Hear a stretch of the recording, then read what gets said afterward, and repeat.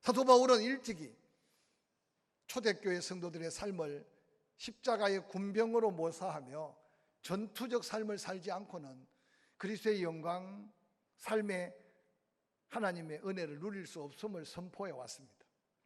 좀 지나친 표현 같지만 우리 한 사람 한 사람이 살아가는 삶의 자리가 육신적으로도 마찬가지, 영적으로는 더한 전투와 같은 삶인 것을 우리는 다시 한번 기억해 보며, 가정이 온전히 서기 위해, 교회가 그 지역을 구원하기 위해 우리는 끊임없이 영적 전쟁을 펼치고 있는 십자가의 군병이라면, 이전에 우리의 선조들이 싸웠던 이긴 자도 패한 자도 없는 비극의 전쟁이 아니라 성경 속에 등장하는 참된 승리의 비결을 깨달아가면서 개인의 삶의 전쟁, 개인의 영적 전쟁뿐만 아니라 아직도 38선으로 가로막혀 있는 이 나라, 이제까지 수없는 정치, 외교, 때로는 경제적인 어떤 힘의 우위를 가지고 평화를 구하고 통일을 구했지만 세월은 보내지고 더 장벽은 높아지는 이때, 아무리 생각해봐도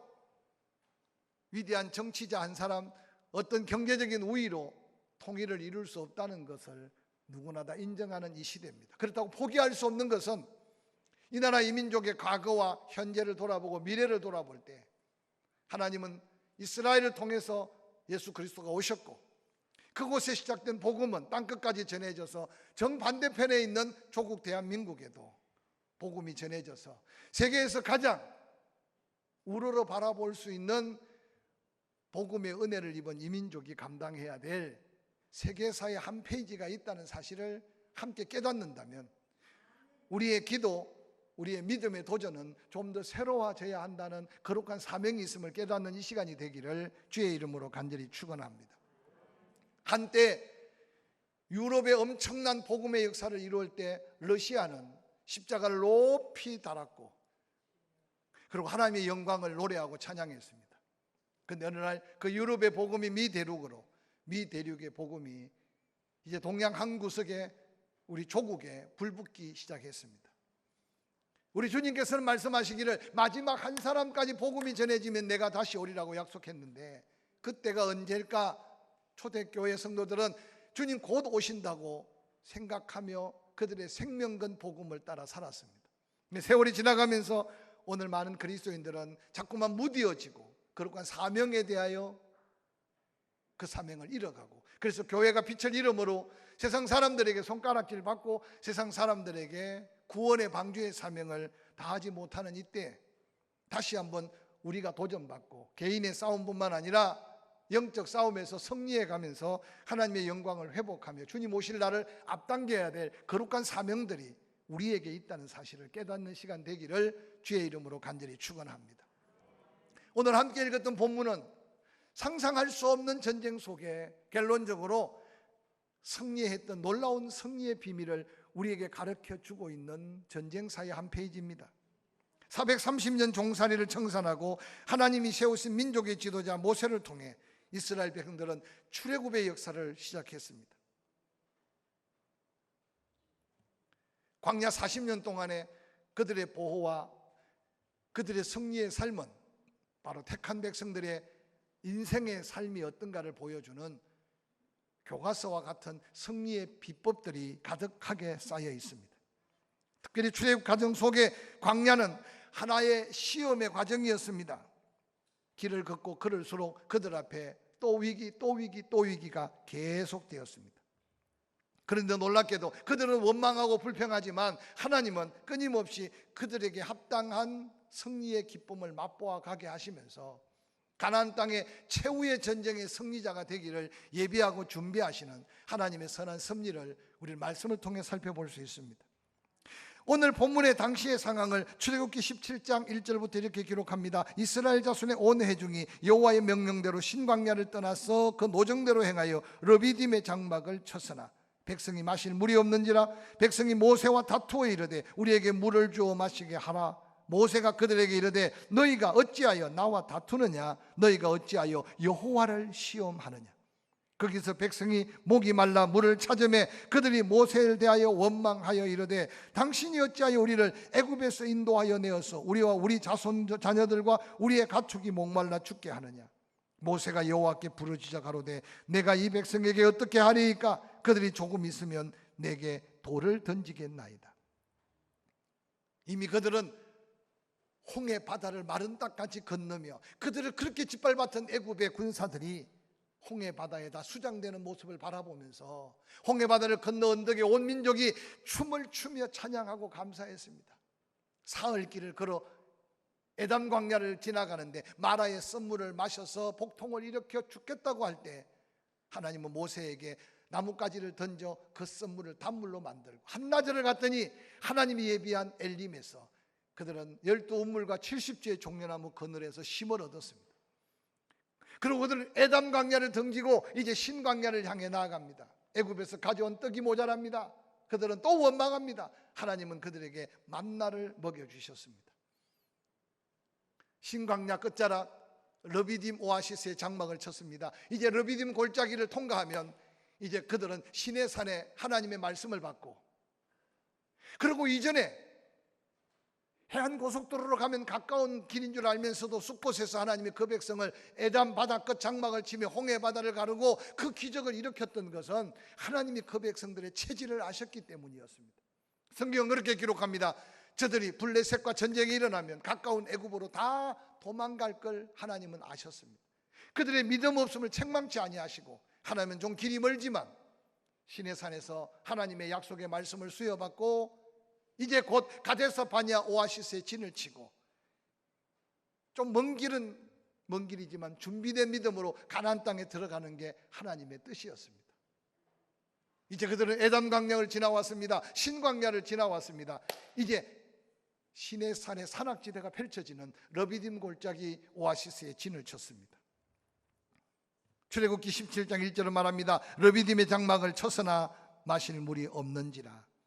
백성이 모세와 다투어 이르되 우리에게 물을 주어 마시게 하라.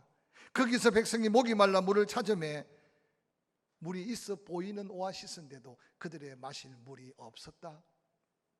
그래서 그들의 원망은 더해졌고 그 원망 가운데 이제는 돌아보니 원망이 더해질 수밖에 없는 게 이제는 애굽으로 돌아갈 수도 없고 그곳에 주저앉아 죽을 수도 없고 이게 지금 이스라엘의 형편이었습니다. 이제는 모세를 향해 돌을 던질 심각한 분위기 속에 모세가 하나님 앞에 기도합니다. 하나님이 응답합니다. 출애굽기 15장 17장 5절에 여호와께서 모세에게 이르시되 백성 앞을 지나서 이스라엘 장로들을 데리고 나일강을 치던 내 지팡이를 손에 잡고 가라. 내가 호렙산에 있는 그 반석 위 거기서 내 앞에 서리니 너는 그 반석을 치라. 그곳에서 물이 나오리니 백성이 마시리라. 모세가 이스라엘 장로들의 목전에서 그대로 행하니라. 그가 그곳 이름을 마사 또는 머리바라 하였으니 불렀으니 이는 이스라엘 자손이 다투었으며 또는 그들이 여호와를 시험하여 이르기를 여호와께서 우리 중에 계신가 안 계신가 하였음이라고 증거하고 있습니다. 원망이 극에 달하고 그들의 가슴 속에 분노가 이제 모세와 전면전을 치를 정도로 다투고 손에 돌을 곧 던질 것 같은 분위기 속에 모세의 기도를 들은 여호와께서 다시 새로운 하나님의 기적을 보여줍니다. 이스라엘 백성들의 지도자 장로들을 데리고 호렙산 반석 위에 내가 기다리고 있다. 내 앞에 와라. 그러고 나일강을 쳤던, 아니 홍해 바다를 가리킬 때 내가 함께하여 홍해 바다를 갈랐던 지팡이, 그 지팡이를 반석을 차라. 한번 상상해 보세요. 물이 있어 보이는 르비딤 오아시스에 물을 찾았으나 물을 구할 수 없었는데, 아니 자연적 물이, 세상의 물이 아닌 반석을 쳐서 물을 터뜨려서 그 물을 마셨던 이스라엘 백성들의 모습을 한번 상상해 보시기 바랍니다.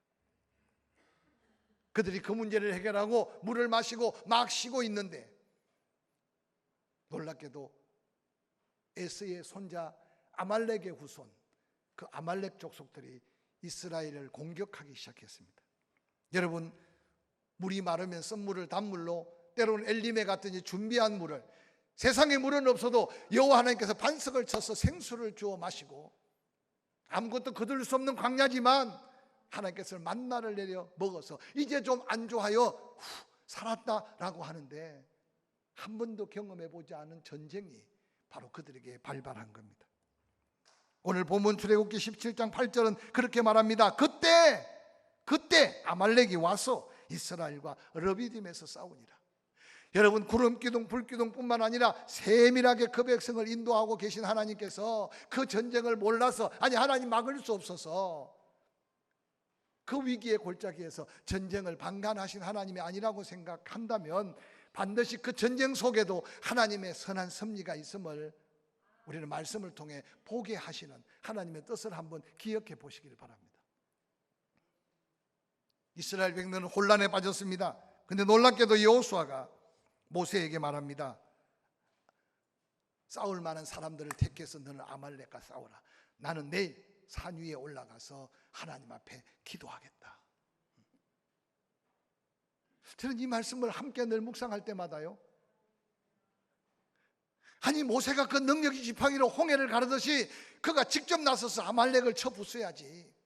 아직도 준비되지 않은 모세의 종 여호수아에게 전쟁터의 그 위험한 곳을 내몰고 당신은 높은 산에 꼭 도망가듯이 그곳에서 기도하겠다고 하는 이 말씀 속에 여호수아는 여호수아대로 묵묵히, 모세는 그 전쟁의 위협을 모르는 게 아니지만 놀랍게도 산에서 하나님께 기도하고 있는 모습은, 원망할 때 아말렉을 준비시키고 그 아말렉을 통해 앞으로 계속될 전쟁 속에 믿음으로 하나님만 의지하면 모든 전쟁은 홀리워 반드시 이긴 전쟁이고 싸워서 이길 전쟁이라는 사실을 이스라엘 백성들에게 보이시기를 원하는 하나님의 뜻을 오늘 본문에서 발견할 수 있습니다. 결론적인 이야기지만 그 전쟁에서 여호수아의 손이, 모세의 손이 내려오지 아니할 때 결국 이스라엘이 이겼는데 여호수아가 칼날로 아말렉 사람들을 쳤다고 성경에 기록합니다. 아마 모세가 내려왔을 때 여호수아가 어깨 우쭐하고 가슴을 펼치면서 당당하게 섰을지 모릅니다. 그런데 하나님이 여호수아가 듣고 있는 가운데 말씀하시지 않았나 싶어요. 모세에게 말합니다. 이 전쟁의 성패가 어디에 있는지 여호수아의 귀에 외어 들려라. 귀에 못이 박히도록 말해라. 너의 전략이 뛰어나서 네가 잘 싸워서 네가 열심히 지휘를 잘해서 이긴 게 아니라 전쟁은 다 여호와 하나님께 속했다는 사실을 깨닫게 하라고 말씀합니다. 세월이 지나고 보니까 40년 광야 생활을 마치고 모세는 느보산에서 하나님께 부름을 받고, 모세가 죽고 난 다음 갈렙이 훨씬 더 경륜도 있고 나이도 있고 어떤 면에서 리더십이 더 있었지만 하나님은 여호수아에게 모세의 다음 이을 리더십을 세워주십니다. 여호수아가 요단강을 가르는 모습은 모세가 홍해를 갈랐던 모습과 다릅니다.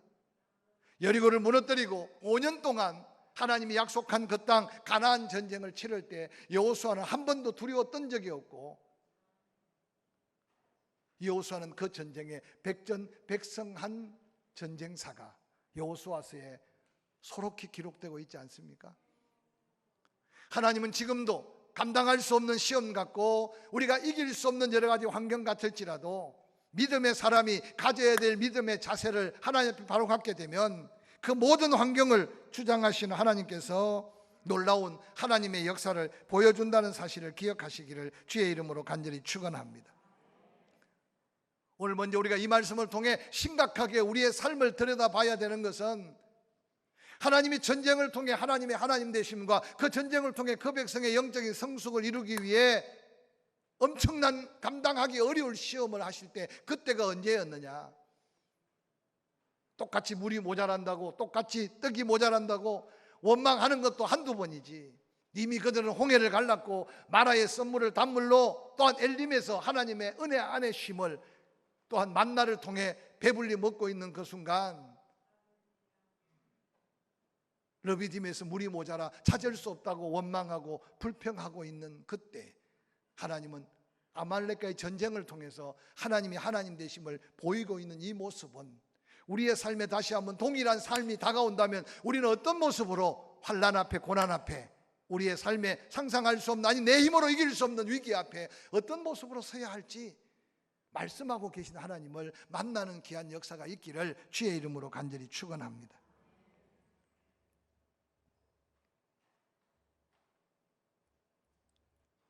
이스라엘을 공격한 아말렉, 그들은 당시 지금의 네게이브, 이스라엘 남부 그 광활한 네게이브에 약 700에서 800 입방킬로미터, 그들의 활보하는 영향력이 얼마나 컸는지 모릅니다.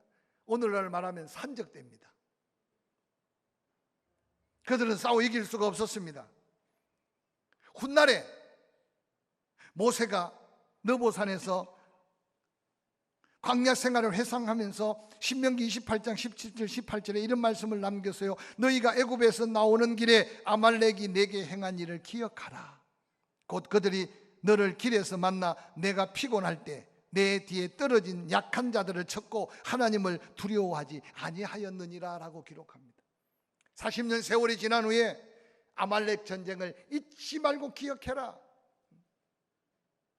전쟁의 성패가 어디에 있었는지 기억해라. 왜 아말렉이 너희와 전면전을 벌였는지 기억해라. 첫 번째, 그들은 하나님을 두려워하지 않는 백성이었다. 다른 말로 말하면 하나님을 두려워하지 않고 하나님께 정면 도전하는 자는 멸절시키는 하나님이 하나님이다. 그러나 공격받은 이유는 뒤에 떨어져 약해서 떨어진 처진 그들을 공격했다. 상상해 보세요. 애굽에서 나올 때 하나님의 진노가 얼마나 두려웠으면, 애굽 사람들이 밀린 임금을 주었거나 아니면 더한 하나님의 심판이 두려워서 은금 폐물들을 이스라엘 백성들에게 주었습니다. 어느 날 아말렉 족속들이 자기들이 기거하는 영토 안에 200만이나 되는 히브리 민족들이 움직이고 있는 것을 보면서 처음에는 그들이 두려워했을 겁니다.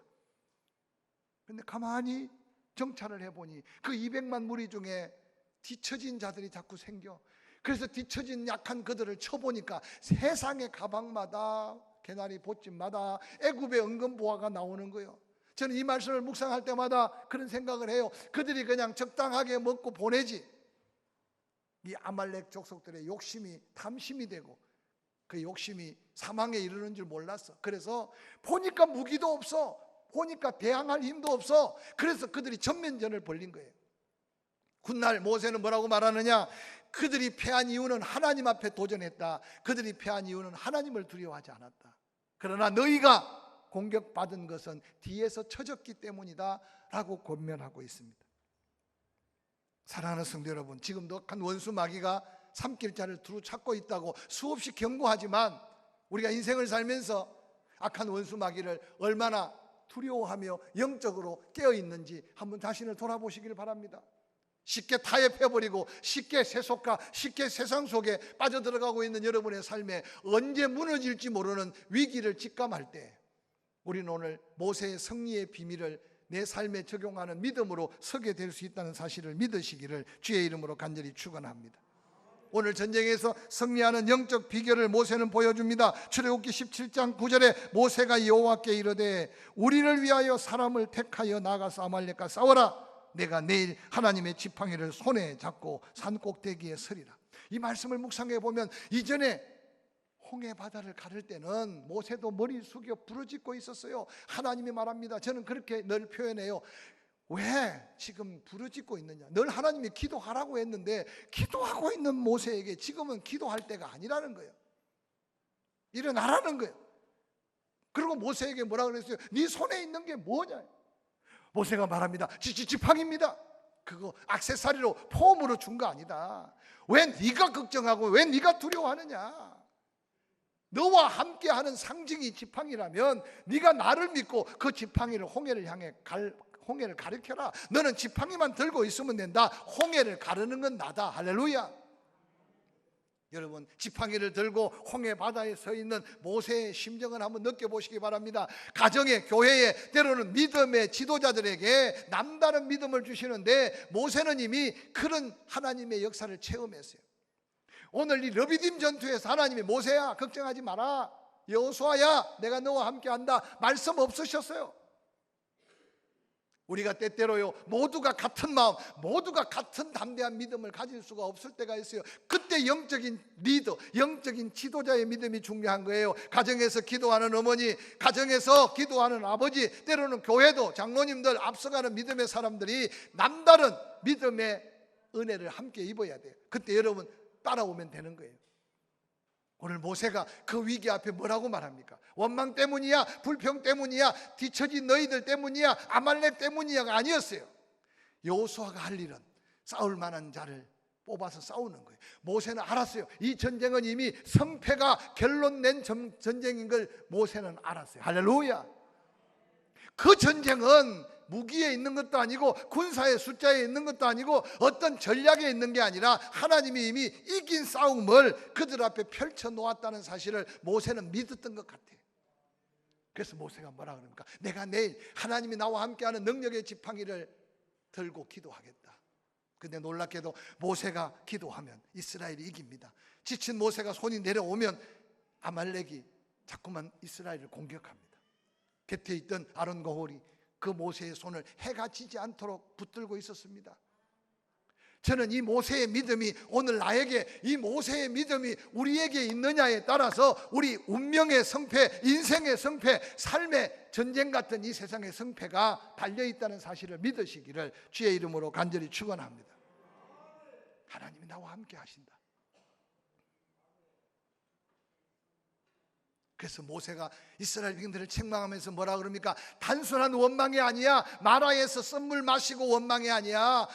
여러분, 신광야에서 만나가 없어서 원망이 아니야. 지금 이 원망은 하나님이 우리와 함께 하느냐 함께 하지 않느냐, 하나님을 시험하는 원망이야. 다른 말로 말하면 얼마나 더한 기적의 떡을 먹고 얼마나 더한 기적의 물을 마셔야 너희가 하나님 앞에 원망하지 않고 믿음으로 서겠느냐. 이 도전이 오늘 모세가 지금 백성들을 향한 책망 어린 말씀이었어요. 사랑하는 성도 여러분, 조국 대한민국에 속한 세상 사람들은 놔놓고 하나님 앞에 찬양하며 예배하는 성도들, 얼마나 더한 복을 받아야 믿음으로 하나님 앞에 당당히 서겠습니까? 얼마나 더한 건강을 얻어야, 얼마나 더한 은혜를 입어야 하나님 앞에 온전한 예배자로 서겠습니까? 모세는 이미 그 전쟁은 하나님의 손에, 이미 그 전쟁의 성패가 하나님의 손에 있다면 여기까지 인도한 하나님이 이 백성을 지켜주실 것을 믿었기 때문에 기도의 손을 높이 들고 기도하고 있는 그 모세를 다시 한번 여러분 영적으로 바라보면서, 여러분 가정의 승리가 어디에 있을까? 이 나라 이 민족의 진정한 영적 승리로 하나님의 영광을 돌릴 수 있는 비결은 어디에 있을까? 한번 살펴보면서, 혼자 힘이 부족하면 서로 동력하며 기도하고, 한 번의 기도가 부족하면 두 번, 세 번 기도의 양을 더해가면서 믿음의 승리를 함께 누리는 저와 여러분이 될 수 있기를 주의 이름으로 간절히 축원합니다.